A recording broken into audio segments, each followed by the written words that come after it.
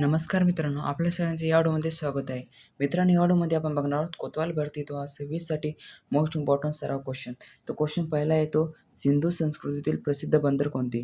तर सिंधू संस्कृतीतील प्रसिद्ध बंदर जे मित्रांनो ते आहे लोथल बंदर आहे मित्रांनो. सी आपला राईट आन्सर होईल. त्यानंतर क्वेश्चन दुसरा आहे तो हडप्पा संस्कृतीचा शोध सर्वप्रथम कोणत्या वर्षी लागला? तर हडप्पा संस्कृतीचा शोध सर्वप्रथम जो लागला मित्रांनो तो 1921 मध्ये लागला. बी जे आपला राईट आन्सर होईल. त्यानंतर क्वेश्चन तिसरा येतो, हडप्पा हे प्राचीन स्थळ सध्या कोणत्या देशात आहे? तर हडप्पा हे प्राचीन स्थळ जे मित्रांनो ते सध्या पाकिस्तानमध्ये आहे मित्रांनो. सी आपला राईट आन्सर होईल. त्यानंतर क्वेश्चन चौथा येतो, ऋग्वेद हा किती वेदांपैकी सर्वात प्राचीन वेद आहे?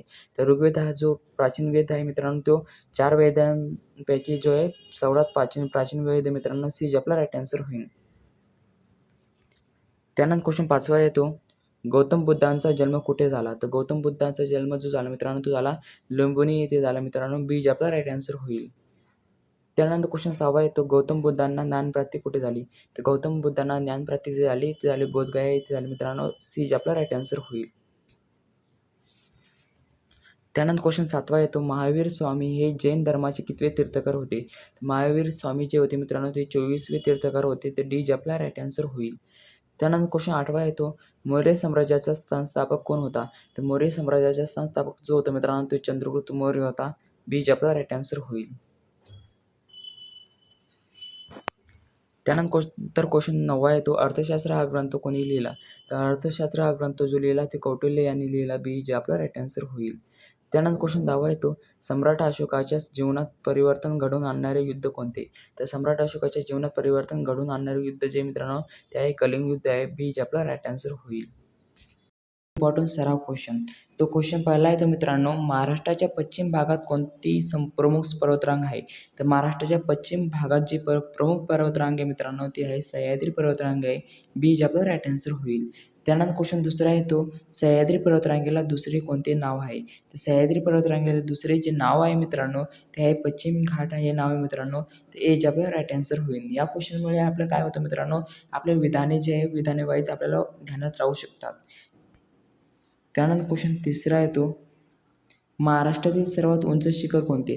तर महाराष्ट्रातील सर्वात उंच शिखर जे मित्रांनो ते आहे कळसुबाई शिखर आहे. बी आपला राईट आन्सर होईल. त्यानंतर क्वेश्चन चौथा येतो, कळसुबाई शिखर कोणत्या जिल्ह्यात आहे? तर कळसुबाई शिखर जे आहे मित्रांनो ते आहे अहिल्यानगर जिल्ह्यामध्ये आहे मित्रांनो. सी आपला राईट आन्सर होईल. त्यानंतर क्वेश्चन पाचवा येतो, कळसुबाई शिखरांची उंची किती आहे? तर कळसुबाई शिखरांची उंची जी मित्रांनो ती आहे 1646 मीटर आहे मित्रांनो. तर बी आपला राईट आन्सर होईल. त्यानंतर क्वेश्चन सहावा येतो, सालेर शिखर कोणत्या जिल्ह्यात आहे? तर सालेर शिखर जे मित्रांनो ते आहे नाशिक या जिल्ह्यामध्ये आहे. ए आपला राईट आन्सर होईल. त्यानंतर क्वेश्चन सातवा येतो, महाराष्ट्रातील दुसऱ्या क्रमांकाचे उंच शिखर म्हणून सामान्यतः कोणते शिखर ओळखले जाते? तर महाराष्ट्रातील दुसऱ्या क्रमांकाचे उंच शिखर म्हणून सामान्यतः जे शिखर ओळखले जाते मित्रांनो ते सालेर शिखर जे ओळखले जाते मित्रांनो. ए आपला राईट आन्सर होईल. त्यानंतर क्वेश्चन आठवा येतो, महाबळेश्वर कोणत्या पर्वतरांगेत आहे? तर महाबळेश्वर जे मित्रांनो ते आहे सह्याद्री पर्वतरांगेत मित्रांनो. बी आपला राईट आन्सर होईल. त्यानंतर क्वेश्चन नववा येतो, सातपुडा पर्वतरांग महाराष्ट्राच्या कोणत्या भागात आहे? तर सातपुडा पर्वतरांग जी आहे मित्रांनो ती आहे महाराष्ट्राच्या कोणत्या भागात आहे? तर उत्तर भागात जे आहे मित्रांनो सातपुडा पर्वतरांग आहे मित्रांनो. सी आपला राईट आन्सर होईल.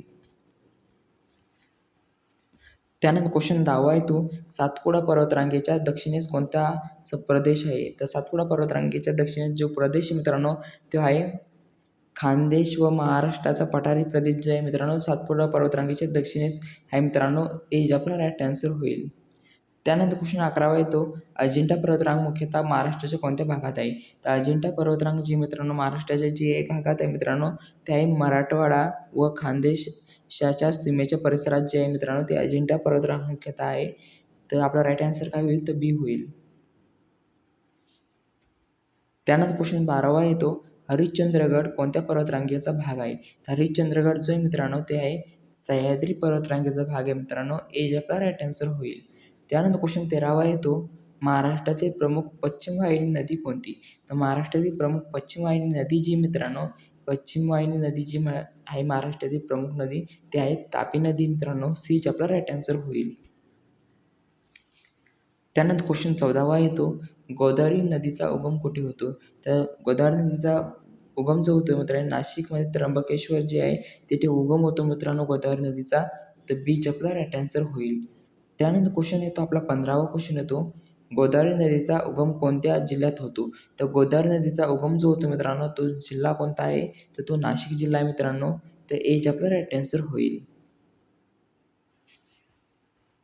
त्यानंतर क्वेश्चन 16वा येतो, कृष्णा नदीचा उगम कुठे होतो? तर कृष्णा नदीचा उगम जो होतो मित्रांनो, तो होतो महाबळेश्वरमध्ये होतो मित्रांनो. तर आपला राईट आन्सर काय होईल? तर बी होईल मित्रांनो.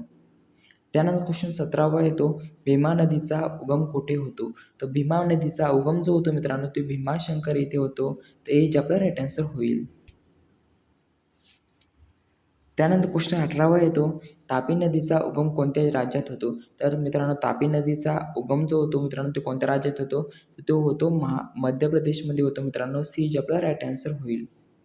तर मित्रांनो, त्यानंतर आपला क्वेश्चन 19वा येतो, तापी नदी महाराष्ट्रात कोणत्या जिल्ह्यात प्रवेश करते? तर तापी नदी महाराष्ट्राची जिल्ह्यात प्रवेश करते मित्रांनो, ते जळगाव जिल्ह्यात जे प्रवेश करते मित्रांनो. तर आपला राईट आन्सर काय होईल? तर सी होईल.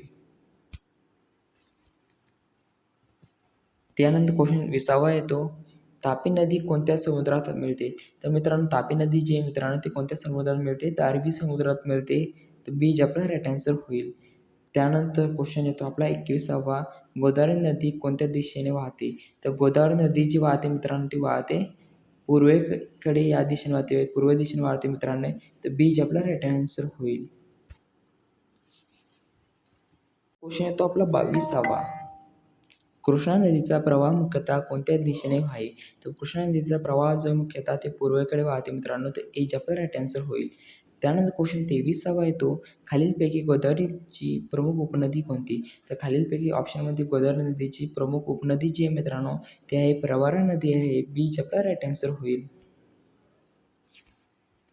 त्यानंतर क्वेश्चन 24वा येतो, प्रवरा नदीचा उगम कोणत्या पर्वत परिसरात होतो?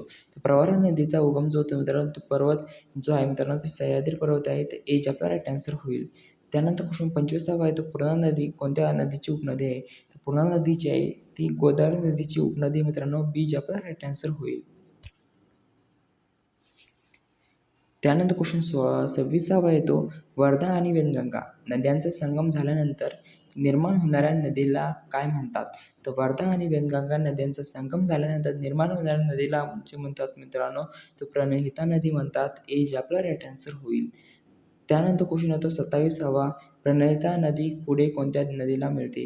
तर प्रणहिता नदी जी मिळते मित्रांनो, ती गोदावरी नदीला मिळते. तर बी आपला राईट आन्सर होईल. त्यानंतर क्वेश्चन 28वा येतो, वैनगंगा नदीचा उगम कोणत्या राज्यात होतो? तर नदीचा उगम जो होतो मित्रांनो, तो होतो मध्य प्रदेश या राज्यात होतो. तर बी आपला राईट आन्सर होईल. त्यानंतर क्वेश्चन 29वा येतो, वर्धा नदीचा उगम कोणत्या राज्यात होतो? तर वर्धा नदीचा उगम जो होतो, तो होतो मध्य प्रदेश या राज्यामध्ये होतो. बी आपला राईट आन्सर होईल. त्यानंतर क्वेश्चन 30वा येतो, पेनगंगा नदी कोणत्या नदी प्रणालीशी संबंधित आहे?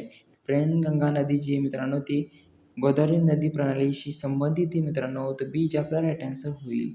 त्यानंतर क्वेश्चन 31वा येतो, मांजरा नदी कोणत्या नदीची उपनदी आहे? तर मित्रांनो, मांजरा नदी जी मित्रांनो, ती आहे गोदावरी नदीची उपनदी मित्रांनो. एज आपला राईट आन्सर होईल. त्यानंतर क्वेश्चन 32वा येतो, कोयना नदी कोणत्या नदीची उपनदी आहे? तर कोयना नदीची मित्रांनो, ती आहे कृष्णा नदीची उपनदी आहे. बी आपला राईट आन्सर होईल. त्यानंतर क्वेश्चन 33वा येतो, भीमा नदी कोणत्या नदीची प्रमुख उपनदी आहे? तर भीमा नदी जी मित्रांनो, ती आहे कृष्णा नदीची प्रमुख उपनदी मित्रांनो. ते बी आपला राईट आन्सर होईल. त्यानंतर क्वेश्चन 34वा येतो, विशिष्टी नदी कोणत्या प्रदेशातील महत्त्वाची नदी आहे? तर जर मित्रांनो, विशिष्ट नदी जी मित्रांनो, ती कोकण ज्या प्रदेशातील जे महत्त्वाची नदी मित्रांनो, विशिष्ट नदी. तर बी आपला राईट आन्सर होईल. त्यानंतर क्वेश्चन 35वा येतो, महाराष्ट्रातील पूर्ववाहिनी नद्यांचे पाणी शेवटी प्रामुख्याने कोणत्या उपसागरात जाते? तर महाराष्ट्रातील पूर्ववाहिनी नद्यांचे पाणी जे शेवटी प्रामुख्याने जे जाते, ते बंगालच्या उपसागराला मिळते मित्रांनो. बी आपला राईट आन्सर होईल. तर मित्रांनो, आपल्याला व्हिडिओ आवडला असेल तर या व्हिडिओला जे लाईक शेअर व सबस्क्राईब करा आणि जर काही इम्पॉर्टंट नोट्स जर का लागत असेल तर व्हॉट्सअप ग्रुपला जॉईन करून घ्या.